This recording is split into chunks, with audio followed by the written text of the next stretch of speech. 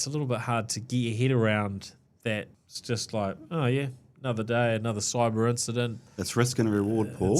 How much opportunity do we get to make a difference with these tools versus the risk of opening ourselves up to exploitation.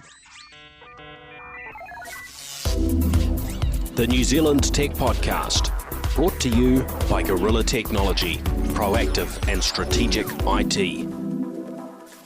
Hey folks, greetings and welcome along to the New Zealand Tech Podcast.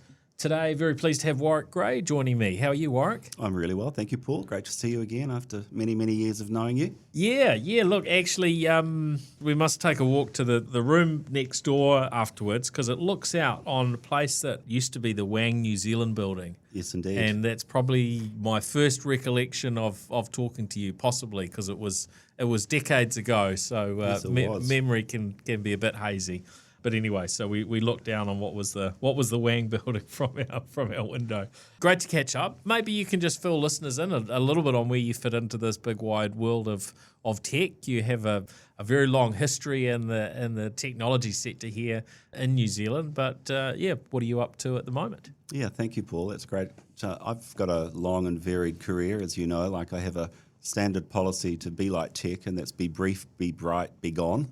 So I've had very many different roles over the years, but initially it began with Renaissance Software many years ago, obviously distributing some of the initial early tech that helped companies enable their businesses. And one of the things we learned how to do was to sort of destroy the past, if you like. So things like photolithography, things like typesetting were basically industries in their own right, which we single-handedly destroyed at that time. So in terms of hype cycles, it's quite nice to sort of look back and see how, even at a local level, anyone can really be engaged with the way we change lives with tech. At the moment, I'm part of a group of things that I'm doing, but we're going to talk today a couple of them. But my brother and I kept a piece of the Renaissance legacy business in terms of a software development company, which merged into a company called ProjectPartner. It really is looking at the way that people manage their time and how they capture the time spent on projects and make money from them. So we normally call that category project cost accounting. It's a bit boring, so I tend to talk to clients and say, do you really know what people do with their time? There you go. Yeah, it's pretty important to know. It is. And I think, through the talk today, we'll be sort of referring a bit to just how important it is that we make the most of time, whether it's to do with your business or whether it's working with others. It's very important for owners to know what projects are on track, how they're making money from them, which of their employees are more profitable than others based on the efforts they put into the different jobs that they're given. But we know if we look back over history just how many tech projects have gone so off track and so far off track that you really wonder how that could be possible. And fundamentally, it's still quite a tricky thing to do. And most of our big enterprise or government clients pay us really just to do that one little thing, which is get people to put their time into a timesheet. Yeah. I think that's quite unique in software companies, not trying to be bigger than everybody else, but just to do the one thing really, really well. So that's what ProjectPartner does. Cool. And we'll delve into CompTIA as well later on. But before we sort of jump into the tech news of the week, big thank you to our show partners, Vodafone, who are soon to be 1NZ, 2 Degrees, Spark, HP, and Gorilla Technology. Probably the big sort of local news, and I'm not sure that we actually have covered it off over the last couple of weeks, but it's got bigger as the Latitude Financial Group situation across Australia and New Zealand, and initially it was clear that they'd been compromised, that somebody had broken in and stolen data. Now it's on this sort of bigger scale. We're talking 8 million or so people impacted, and I guess that's why it's become part of the mainstream news cycle. I was discussing it this morning on TVNZ's breakfast show, but there's really been a whole lot of coverage around it. What are your thoughts when you hear these sorts of stories? Because it seems to just keep coming. And in fact, I was having a quiet chat with a general manager of a smaller to medium business just in the last couple of days, who quietly told me, "Oh, we were hit with XYZ because our managed service provider were hit late last year," and that was something that you don't necessarily hear about in the media a lot. A lot of those that are impacted, but obviously we are just continuing to hear these things, and it does seem as though we're still sort of struggling to cover the basics reasonably well, or a lot of organisations are, and of course we know that you can never be 100% perfect on this front, but it seems as though we're just still seeing too many issues. Yeah, I think that as individuals, we're reluctant to not give up the information that we're asked to do. In fact, you can't even engage with many of these companies if you don't. They make it very, very complicated and tricky to become a subscriber.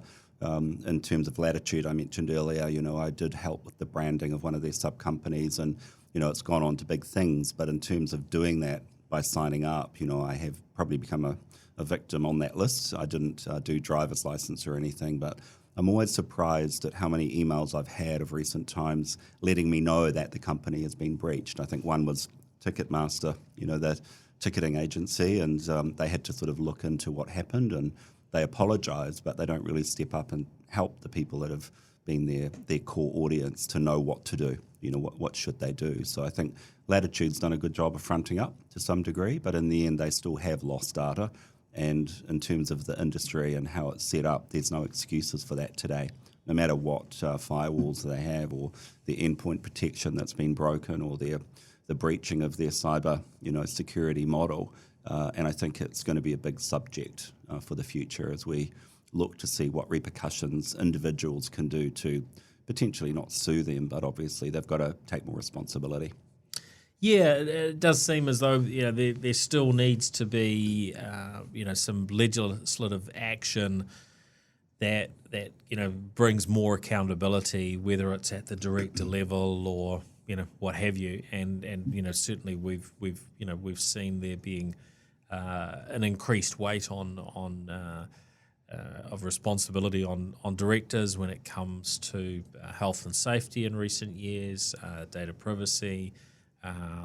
To a degree, but cybersecurity still seems to be, not. And of course, cybersecurity and data privacy are linked, of course, when an organisation is compromised these days, and unfortunately, in a lot of cases, that does lead to data leaks. So, not a great incident. I guess what I always hope with these things is every time we hear this news that it just raises that question. What can we do for those that are hearing the news? What can we do to improve our risk profile from a cybersecurity perspective? Where are we at? What are we doing? And obviously things might move a bit quicker if there was legislation in there, as well that included hefty fines and so on. But the news in itself, hopefully, is prodding people along. One of the interesting ones here was data going back 17 years. So they've Latitude have held on to data that, when you look at it, do they need to be keeping that data? And I'm curious even around some of the data that they do hold, and we've seen this with some of the other incidents where it's documents such as a passport or a driver license that has been taken. It does raise some questions around, do you really have to hold a copy of those documents? And so there might need to be some work done in those regards as well. I would have thought that you should be able to treat it in some ways like a credit card, right? Most organisations aren't going to hold a copy of a credit card. They're going to hold a token that allows them to bill that credit card again and again and again, but they don't hold the full details of the credit card themselves. And I think we need that sort of approach when it comes to these key documents. And once the verification's done, that should be it. hopefully. Well, we're so often asked to give our information up. Like, you can't even book a ticket or a show or a movie or anything like that without having to give up your credit card number and the expiry date and the CVC on the back. You have to. So, I mean, you're immediately exposing yourself as an individual, whatever way you interact with anything. And unfortunately, individuals still can't really be responsible for their own security. So, the rules are changing very quickly, and these companies have a big responsibility to act. If you think of Pinnacle Health in the Waikato District Health Board, it's not an individual's problem. It's small and medium business. It's medium business, and as we know, one district health board was compromised when another wasn't. So somebody's view of the systems needs a bit of a rethink. And we are, as we'll talk some more about CompTIA, globally out of the communities that we have, the idea of cybersecurity insurance for partners is coming up again and again in terms of who's actually at fault, who did Latitude use, what went wrong in the structure of the cybersecurity matrix of products that they use to stay protected, and what actually did go wrong. Now, that's obviously something that's very much had a local impact in New Zealand. But looking out internationally, we've heard the news that Intel co-founder Gordon Moore has passed away at 94. Now, obviously, a name that many of our listeners will be very familiar with, especially because of Moore's Law being named after him. What has Moore's Law sort of meant to you throughout your time within the technology sector?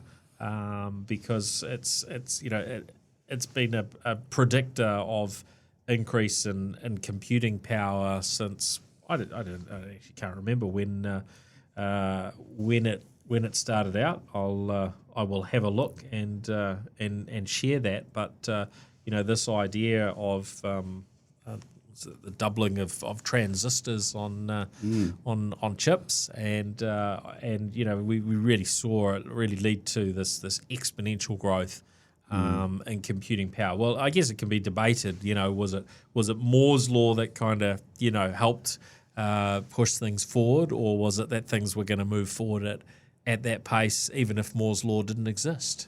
Yeah, no, it's true. I think without telling everybody just exactly how old I am, obviously Moore's Law was very relevant in the early years of my tech career, because we were always trying to push the boundaries of what a device could do. And in my earliest days of technology, I'd be trying to rock up to somebody with an IBM-compatible computer in their office, and it would take me 2 hours to install the runtime of Windows that I'd need to actually show them what a GUI looked like, and then 12 floppy disks of PageMaker to put in there. I'd get down to the last one and I'd run out of room, and then I'd have to go into the DOS console and try and remove files. And it was a 3 or 4 hour process just to give one demonstration of some software. So obviously with those really high demand usages like Photoshop and desktop publishing, we needed that processing power to enable the true capabilities of the software we were taking to market. And really it was something that ran for many years. This doubling of power meant that every 2 years we could recommend reasons why companies should replace the hardware they got. And, as a hardware salesman, it was a very good time. So thank you, Gordon, I have to say. And it's interesting, isn't it? Because we largely, I think, most organisations move to replace computers after 3 years. Most warranties are 3 years. There are some aspects obviously that have changed. We're not really relying on Moore's Law now. We're not seeing that doubling of computing performance or transistors in a microchip every 2 years in the same way we were. And I guess it's not just in computers. We look at, say, I was having a look at some of the new Samsung phones this week, and the difference between last year's model and this year's model, it's quite minor in a lot of cases, and we're seeing that with a lot of technology. So I think it made it very, very easy to have that discussion, because the pace of improvement was so fast, but it's not as much, but it's still very helpful. You know, a device that's 3 years old is still, you know, often, particularly in a business scenario where it plays into someone's productivity, right? It's a little bit different in a home situation where, you know, it's not necessarily sort of, you know, paying for itself, Yes. and so on. But yeah, there are those other aspects around, you know, reliability and you know, ability just to run the latest software at pace and make the user productive. That have, you know, probably helped keep us in that place where 3 years has you know has largely been the norm. But we see variations where, you know, some will stretch it out to 4 or 5 years. But of course, the technology is so much cheaper now too, isn't it? Oh, it is. And also the way we buy and procure software has changed considerably. I mean, in the early days, it'd be a couple of years between upgrades. I mean, Windows itself would generally be a 3 year, 3 year cycle. So people were quite ready for the new things that were going to be offered in those products. And they'd also been hyped up for quite a few months prior, as we could see what was going to be possible with the advent of Moore's Law and the new products. But with software as a service now, you know, people are getting dished up features all the time. And it's not in that way where you really know what's happened yet. I think of, you know, something ubiquitous like Microsoft Word that I never, you know, I mean, I've learned how to touch type over the years just to be able to be more productive, but now I don't type at all. I mean, I just dictate to Word and copy it from there into emails. And if people haven't checked out the dictate in Microsoft Word at the moment, I suggest they do so. It's bloody good. They've got Nuance, which was the product that you may remember as OmniPage and Dragon's Naturally Speaking. So, you know, they were clunky and very processor intensive in the early years, and now they're so built into the software you don't even know they're there. So most of my career has been showing people potential of software and what they can do with it. And these incremental upgrades with software that you don't know mean that people don't know what to do. So Windows 11 has just come out with the least fanfare of any Windows I remember in the last 30 years, and people don't even realise they're on it. So that sort of makes it difficult, I suppose, for marketers to have breakout features like we used to do. Like, really, Renaissance was founded, or success was founded on the fact that I'd show people how to attach text to a circle, and there'd be claps and applause from the audience for that one little feature. And, you know, we're a much more complicated world now. Yeah, we really are. Now, I guess, yeah, looking at that, you know, looking at it Intel, you know, comparing the other players and in that chip making space. I mean, the world has become very complicated, and you know, Intel have certainly had their ups and downs. You know, they're certainly not in the place they were a decade or two ago. You know, the ARM based chips that we see across our mobile devices, across you know, the Apple devices that many of us use, you know, laptops and you know, all of the Macs and the like, you know, has changed that whole picture. And now we've got I guess the geopolitical challenges coming in, where you know, there's chips being made in China, but the US is wanting to make sure that they've got good supply and that they're you know, not at a disadvantage as the world changes around them. So it's a very fascinating space when it comes to you know, the role of the microchip. You know, I mean, just so ubiquitous, right? We're all. I don't know that you know, we could probably, if we roll back, you know, 30 years, if we could have imagined, you know, the technology that we have today, you know, the smartphones sitting in our pockets, or you know, Bluetooth earbuds with you know, chips in them that can run for hours and hours, and you know, just how much, you know, electricity that we needed to run a computer, and the big CRT monitors, and that's right. Was it typically a mega RAM at that stage? So, I think it's very fascinating, the role of where sort of Moore's Law fits in, and how, looking back, the role that it has played, but also the overall role of technology compared to sort of where we've landed today. Yeah, I think we've all been through quite a number of what I call the hype cycles, or lots of people have called them that, from the graphical user interface. And obviously then in the late 90s, we started to get the internet, network computers, backup and storage. Then we went into cloud, then we went into internet and Google search. All of those are quite big things, but I don't think they're, paradigm shifting necessarily. All they have become now is complications for small and medium business partners to navigate, because there's only so much time in the day, and to keep up with all of them is virtually impossible. So most of the members of CompTIA, if you like, that are in the reselling of products and services are having to adapt really quickly. The supply chain issues that have been affected by the geopolitical things you refer to has meant that their business model is not sustainable necessarily. And if they have to wait, that whole month's sales might be out the window. And it's that supply chain and people staffing challenges of today that make it a really difficult landscape, really, for a small and medium business reseller in New Zealand to thrive. And I think, we look at most of them have $1 million turnover and 10 staff. I mean, you can make a small business work with that. But ultimately, are they being safe, responsible, reliable, and trustworthy for all those clients in terms of this technology landscape we're in? And most of that's being driven by the ability of software developers to solve a problem very quickly. And I think the apps generation on an iPhone has led to business apps.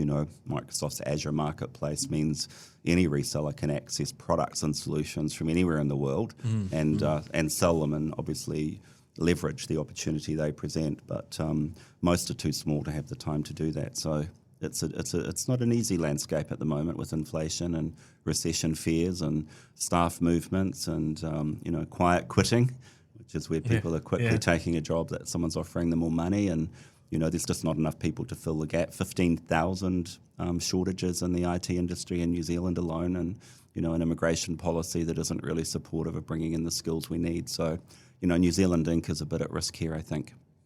Yeah, you're right. Now, you mentioned CompTIA. This is an organisation that you've been involved in.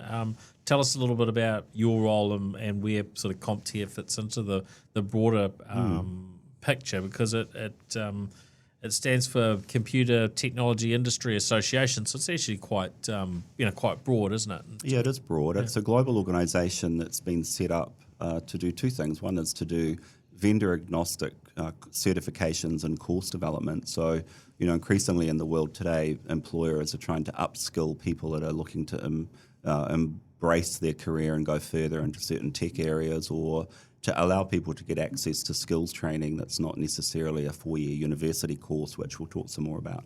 But CompTIA itself sells $80 million worth of IT course certifications worldwide, second only to Microsoft on the planet, really. And obviously Microsoft's training is for their own product. So the leader in the world, I suppose, for tech enablement courses, which are sold in New Zealand through many of the training organisations. But that money that they make, they invest back into the industry.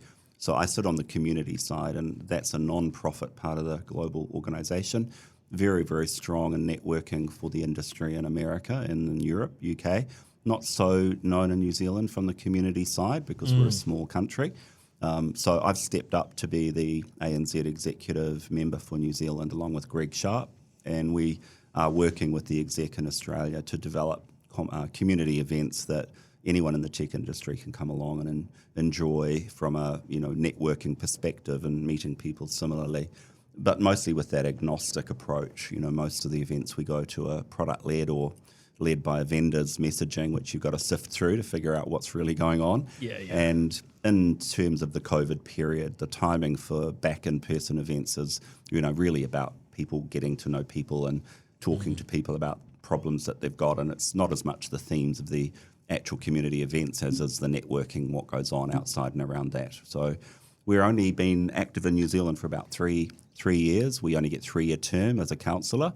And we really are just starting to ramp up again in New Zealand, mainly just in Auckland. I mean, I'm hoping I might get a Wellington event away later in the year.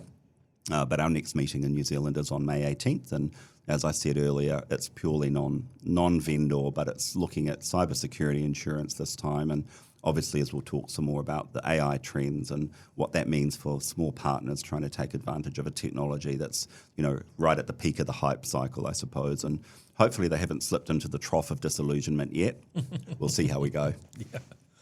Now on that cyber security and data privacy, we were talking about it before.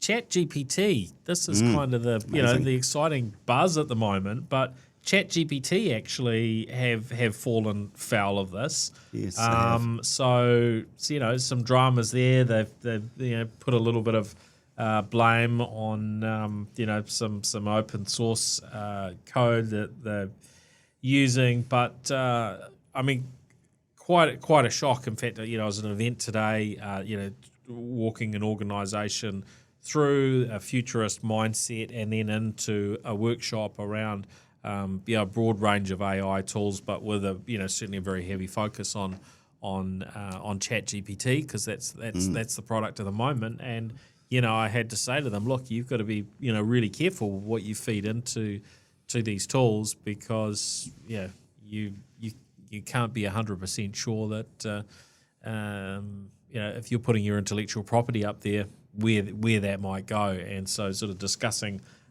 some of those sort of approaches. Now, what we understand in ChatGPT's case, I think somewhere between sort of 1% and 2% of users were impacted and potentially had somebody else seeing their info. Now, that could have been what they were putting in terms of prompts at the chat, things that they were asking for, or credit card details and personal account details. So, a bit of a shocker of a situation. But another thing that caught me about this, and we've seen it in other circumstances, is we're always becoming sort of quite blasé around cyber incidents, because there's just so many. There are too many, and it's a little bit hard to get your head around that. It's just like, oh yeah, another day, another cyber incident. It's risk and reward, Paul. It's like, a shocker. How much opportunity do we get to make a difference with these tools versus the risk of opening ourselves up to exploitation. But in terms of the hype cycles we've seen, I was just reading Bill Gates's notes from Bill today. Yes, he was just talking about how he feels the same about AI tools, the way that he felt when he first saw the GUI and what that would mean for computing and putting that on top of his DOS system. He was ecstatically excited. He talked of not so much the tool itself, but the opportunities it's got to, I guess, level the inequality in terms of health and education worldwide, which is a thing that, if you think about, is extremely unequal. So, if ChatGPT and AI and the various tools can enable countries to improve their health delivery or education, I think we have to explore it, exploit it, and obviously do all we can to sort of get that globalization story a bit more balanced. And I believe that's what's coming. Yeah, we could spend a lot of time here talking about AI at the moment, but interesting that you should mention Bill Gates's post, which is up at gatesnotes.com, and it's called "The Age of AI Has Begun." And I think it is worth a read. I haven't actually read all of it myself, so I do need to catch up on that and get the full thoughts. But I really do believe that this is a very, very big shift in technology that. It's hard to work out what you can actually compare it with and how it plays out. I think we all need to be watching it pretty closely and looking at how and where is it appropriate to apply this technology. What are the associated risks? But how do we get good outcomes from the latest technology for society and back down to individually? How do we help ourselves and our families do well because we're using technology appropriately?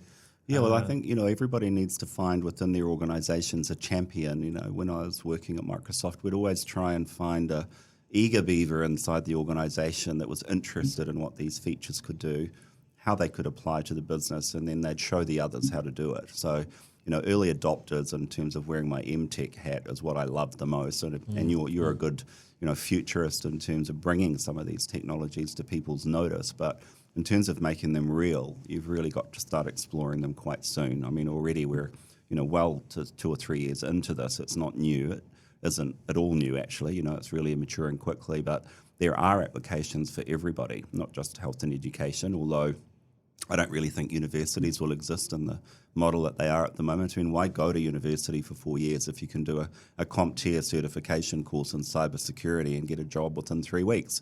So that must upend the traditional model of health education delivery. And the same with health. I think we still don't have that single health record where individuals can be responsible for their own health pathway, and learning about that is, we're well past Dr. Google, let's say, if you're wondering how to manage your own health direction. So these are the good things. We have to approach it from the fortune that can come, not the fear. And I think the hype is attracting fear and fearmongers about what it will mean and the future of AI, and obviously talking about the Terminator and the world will be taken over by robots. I mean, get real. But it is something to consider. Yeah, look, I think it's important to sort of walk through these things and and get your head around them. And yeah, as you say, there's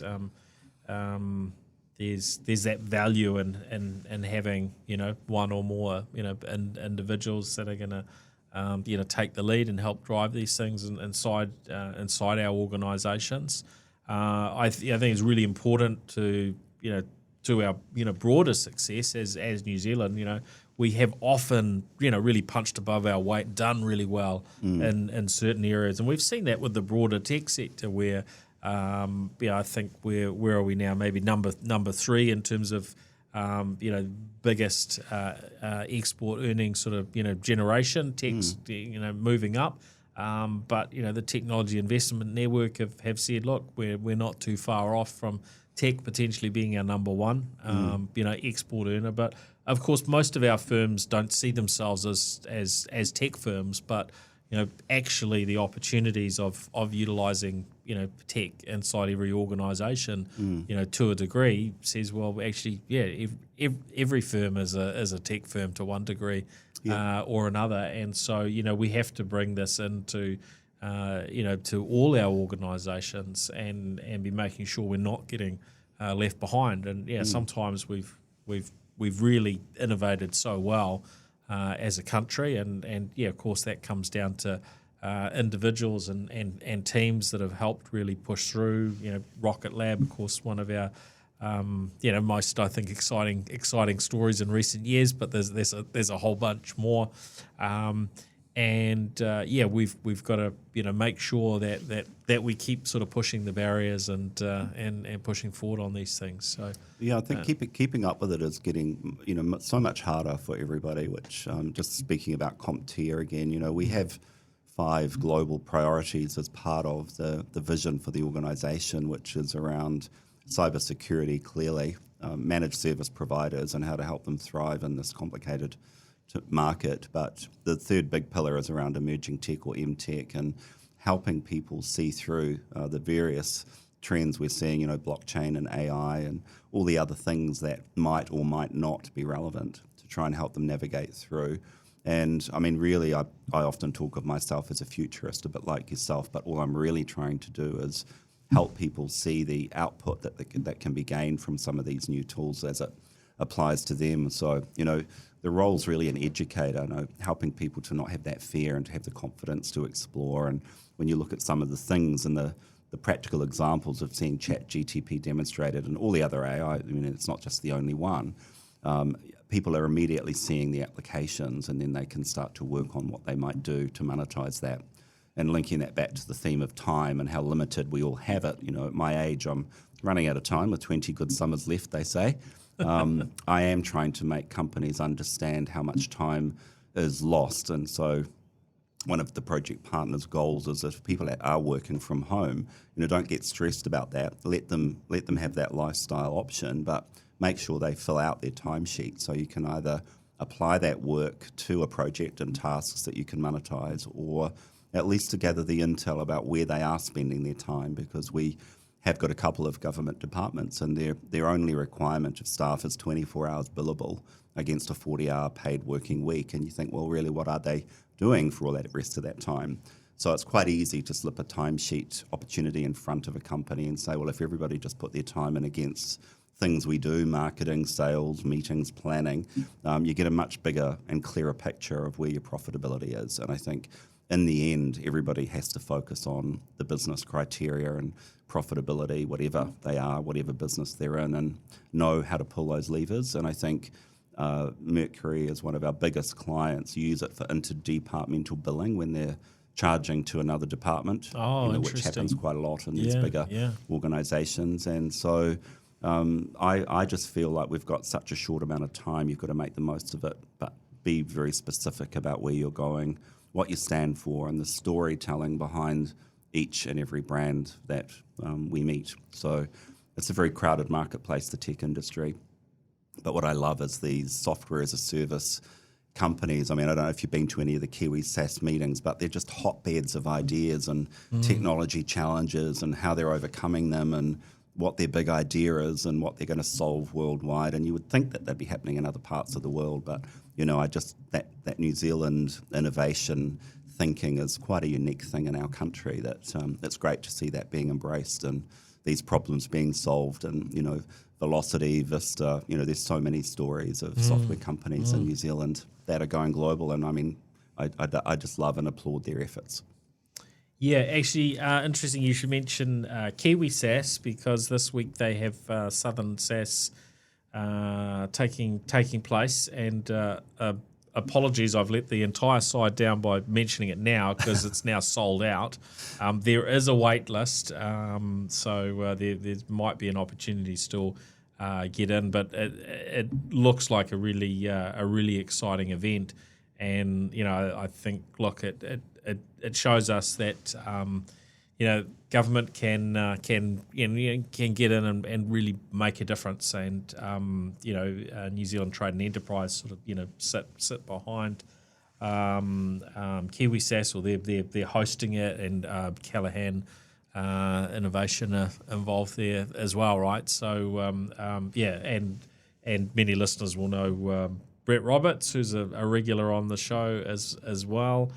So there's a whole bunch of people involved there, but really exciting to have an event like this and to bring people together to learn from and inspire each other. And certainly in terms of if we look at this future that we're hearing about for New Zealand, the SaaS or software as a service sector needs to keep developing and growing, and we need to learn from those that have been successful at taking products out onto the global stage. And so I'm very much looking forward to to getting some time there on Thursday and seeing what I can learn. So if you are about the event, definitely feel free pop up and say hi if you see me wandering around. Good idea. Yeah. I think your New Zealand managed service providers or resellers really are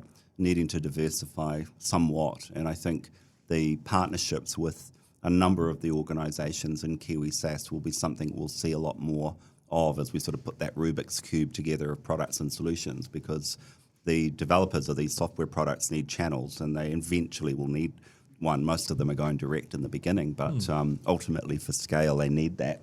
And I think many MSPs could take the products that are being developed in New Zealand and add them to their portfolio of products that they sell, perhaps prematurely in terms of where the vendors are at, but certainly another revenue stream to explore.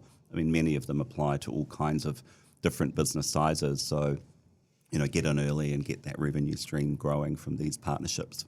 So everyone should go along to Kiwi SaaS. Big fan. I'm a member myself, so I have to say it. Yeah. And Brett's an old friend, so why wouldn't we? Excellent. So a couple of other things to cover off. TikTok keeps being in the news, and of course their CEO has been at a congressional hearing type situation. Speaking grilled by Congress sort of scenarios that we're seeing again with their folks. I'm seeing a range of interesting commentary coming through. One report out of Australia saying that, hey, TikTok cannot be considered a private company just because of how tightly things are linked to the Chinese Communist Party, which, I think some people would maybe struggle to take that on board and suggest that there's ulterior motives and it's very much political. Some of the pushback on TikTok. Personally, I'm pretty concerned about varying aspects to do with TikTok. So I think we've got a time of some sort of turbulence ahead as the US tries to work out what they're going to do, and I guess my hope is that whatever happens works out well for New Zealand, because we're just sitting off to the sidelines, right? I mean, we don't have much oomph at this stage unless the government really feels that it's a major deal. But we're such a small percentage of their user base. New Zealand, as such, probably has very limited amount of power. That said, we have sometimes seen smaller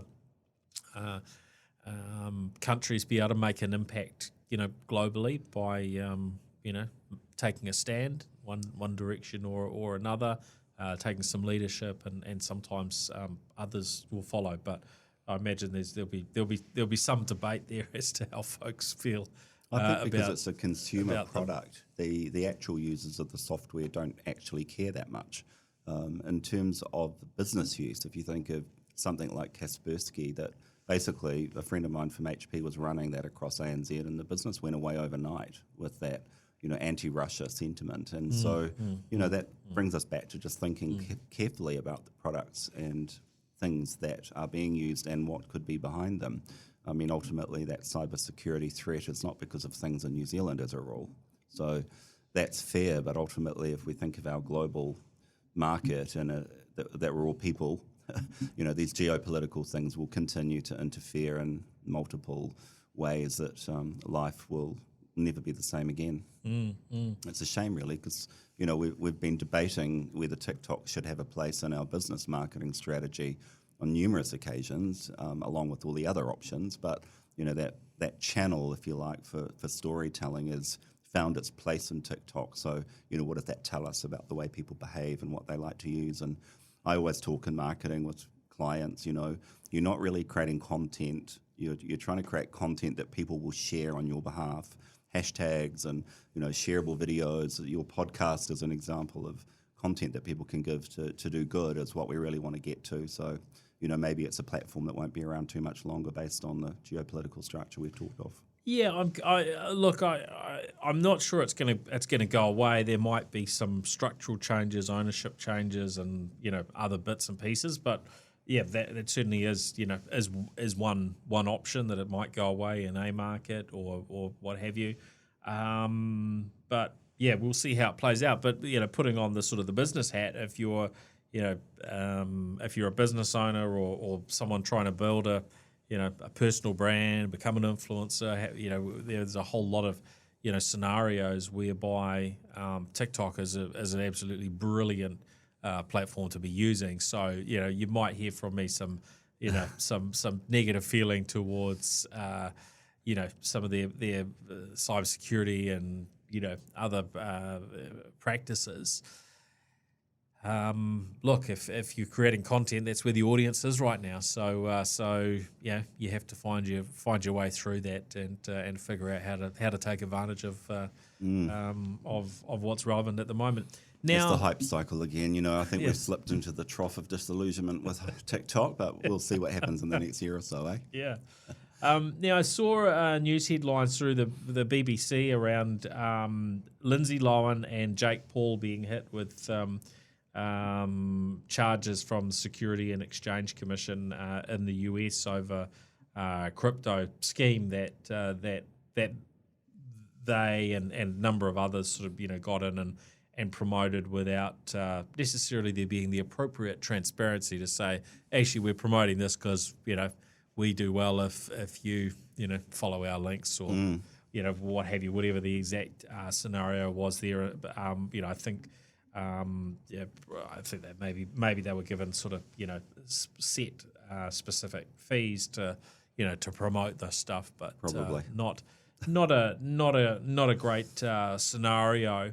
But in the last few days, I've seen I have an Instagram account for those that are curious or Instagram users. It's @PaulSpainNZ, so it's different to my other ones. It's got the NZ on because by the time I got around to Instagram, somebody I think in Spain or in Europe had snaffled that one. But the scenario that I've got now is one whereby I'm seeing that there are fake accounts that are popping up that look as though they're my profile because they've basically duplicated my picture, my name, a little bit of a write up and so on, and then they go out and start trying to connect with people that they know I know through other social media platforms and Instagram, and so on. So the one I was looking at today, I don't know, had attracted a couple of hundred or so followers, and as far as I can tell, pretty reasonably short space of time. There was one last week which a number of people reported, and it didn't get shut down. In order to get that shut down, I had to form, and I was kind of curious to see whether this was the appropriate action, but I wanted to sit back a couple of days, hoping most of my followers are reasonably switched on and weren't going to get scammed. And look, it's not a platform I have any huge following on at all. But I just sort of sat back because people were saying, "Oh, we've reported this, we've reported it." So a number of people were reporting it back to Meta, and the interesting thing was that Meta's algorithms, AI, whatever their process was for looking at that account, which had been reported, is very clear that it was using the same photo that my official account had, and that the information was duplicated. It's somewhat head scratching that after 48 hours, with multiple people reporting the account, that their technology wasn't smart enough to be able to go, that is very, very, very highly likely to be a scam scenario.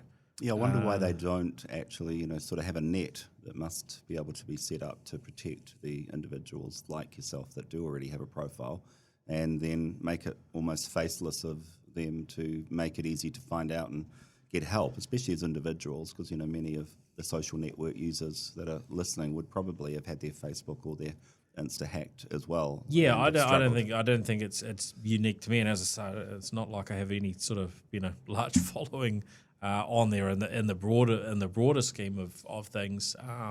But it's odd to me that probably you bring together a couple of developers, computer scientists, what have you. You kind of look at it and you think, I think I could probably largely solve this issue. Not necessarily. I'm sure there are complexities to it, but hold on, this account, it's got the same name and the same photo. It's coming from a different country, or it's there are enough things that indicate that it's a copy, and then there will be very common indicators in terms of what the usage habits are with those things. Oh, a bunch of people are now getting messaged in a reasonably short space of time, and and whatnot, right? So identity theft thing, really, when you think of what they're doing, they've got the algorithms watching for content, and obviously abhorrent content being posted. So they're intervening very quickly on the things that they think matter.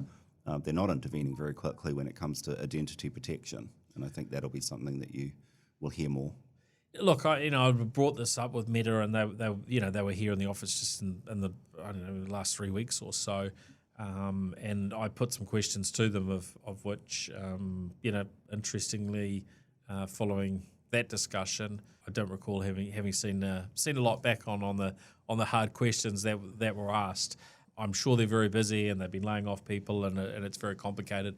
And they have previously talked about the number of fake accounts and so on that they have, their algorithms do clamp down on, which is great. But of course, we don't see that information on a daily basis. What you see is where someone has broken into a friend's account, and maybe at some stage we'll have Peter Griffin back on the show. In fact, I think he's got a listener article maybe coming up around his Facebook account being compromised and taken over. But it does seem as though that they've got some issues that they could address. Now, one of the ways in which they're doing this is they're moving to a monetized model. So, and following in the footsteps of Twitter, you can pay for a verified account, and they're saying, look, that's going to help protect you against these sort of scenarios. Now, I can see that's pretty wise from a revenue generation perspective. Very much, I guess you look at it as an insurance policy, right? Because you got to pay up front. One of the questions I have put to them in the past is, look, people that have lost their accounts, can spend weeks or months trying to get their accounts back. In some cases, never do.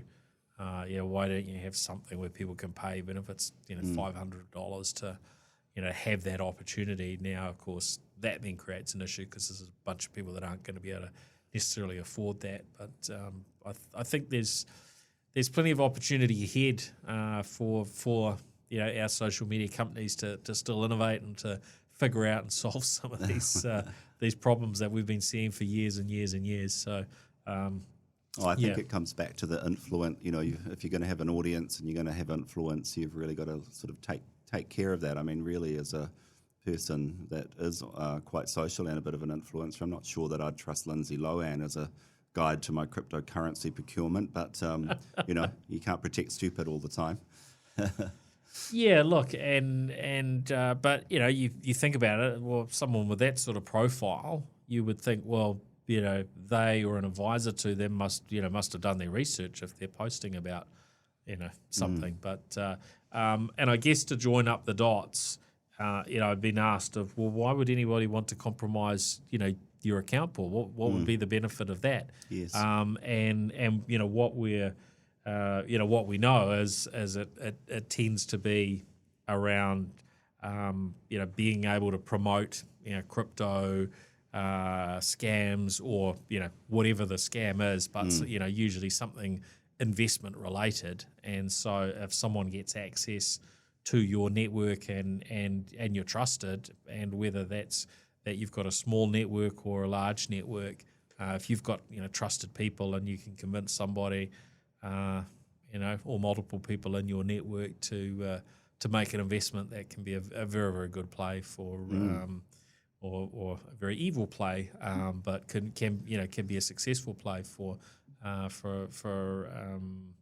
criminal. So Well, there's a global market for it, isn't there? And if you think back right to the beginning, what we talked about, that idea of security and cyber security and who actually is protecting you, you've got to start with protecting yourself as much as possible with the way we set up our passwords and the way we change them more frequently, and generally try not to use the same one for everything, to make it easier for them to take advantage of that, as well as your profile, which clearly is yours.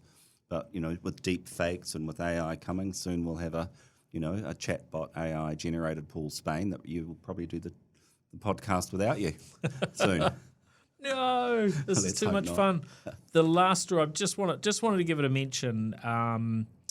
It hasn't really got a lot of coverage, but I just thought, boy, this is the sort of thing that we hear about as a possibility. And the Register wrote a story on it that China sought control of submarine cables in order to spy, according to the outgoing president of Micronesia.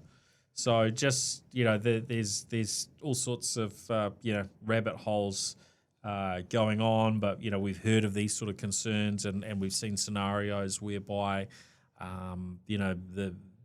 the ownership needs to be in a particular way for the submarine fibre optic cables to be able to be put in place between, for instance, New Zealand and the US. And now we're hearing some interesting accusations here. And for those that are curious about these sorts of things, you may want to go and look that one up for a few more details. But certainly the world seems to be getting more and more complex by the day. It does. I think sometimes it's nice to be a little island down the bottom of the world where we can just get on and have a great summer, hopefully, without interference too much. But I think the Battle of the South China Sea is an example of just how geopolitical factors are going to always be influencing the direction of the world as we go. So we have to take care in everything that we do. We do indeed. That's good. Well, I think we've sort of we've covered off and delved a bit into your work with CompTIA and ProjectPartner. So that's great. If folks are wanting to find out a little bit more, where would they go to find out more in both of those cases? Yeah, well, I think CompTIA is the one I'm really sort of keen to promote today, just because if anyone is in the IT industry, they can register to become a member of CompTIA for free. And they just do that by going to CompTIA.org and registering their personal details, hopefully safely. I'm going there now, Warwick. But the global corporate membership, of which Microsoft, Ingram Micro, Red Hat and others buy for their global companies, are available for purchase, and it just gives access to far more of the in-depth research that they do, more about the certifications, gets companies discounts on courses if they're wanting to do some professional development of their teams, and obviously invitations to the community events that we do. So, as I said, the next one's coming up on May 18th here in Auckland at Microsoft, and we'll be looking at a couple of the themes that we've discussed today. So, cybersecurity insurance, and how can an MSP take advantage of some of the AI tools that are out there. ProjectPartner, I guess, is my favourite thing to talk about, but we're not here to talk about products today. But if anyone is interested in what their people do with their time, or are interested in simple tools to do the time capture, they should get in touch. Yeah. Oh, that's great. Well, thanks for coming in, Warwick. Always good to catch up. It is often, Yes. a few years in between times. Hopefully I've still got a few more left in me yet. It's, most of my friends are obviously retiring now as I fast approach 60, but just for the listeners out there, I'm the 16th fastest marathon runner in New Zealand, so trying to keep that health and fitness up to allow the mind to stay agile to all these trends and futuristic things we need to talk about. But thank you for the podcast, and thank you for having me. Yeah, great to see you, and congratulations. It's actually been fun following your successes there with running. That's awesome. Oh, that's great. Thank you. Yeah, thank you very much, Paul. Thanks, Warwick. And thank you again to our show partners, to Vodafone, 2 Degrees, Spark, HP, and Gorilla Technology for their support of the New Zealand Tech Podcast, keeping us going. And we'll be back again with you again next week. All right, see ya. The New Zealand Tech Podcast, brought to you by Gorilla Technology, proactive and strategic IT.